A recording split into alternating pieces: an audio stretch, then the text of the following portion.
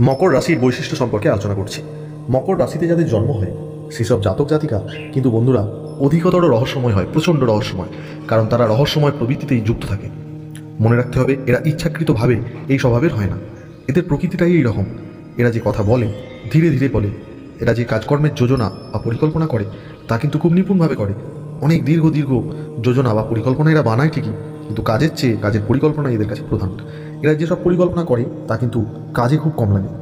এই রাশির জাতক বা জাতিকারা একটু লম্বা দেহের হয়, গৌরবর্ণ, শক্ত মাথার চুল বিশিষ্ট। এদের নাক চ্যাপ্টা আকৃতির হয়, মাথা বড় টানা চোখ যুক্ত হয়।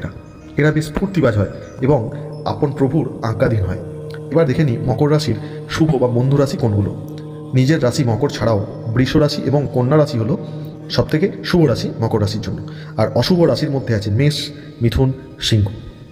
বন্ধুরা, আপনার কোন রাশি কমেন্ট করে জানান, এবং এই ধরনের জ্যোতিষ সংক্রান্ত ভিডিও পেতে অবশ্যই চ্যানেলের সাথে যুক্ত থাকুন। ভালো থাকবেন, দেখা হচ্ছে অন্য একটা ভিডিও।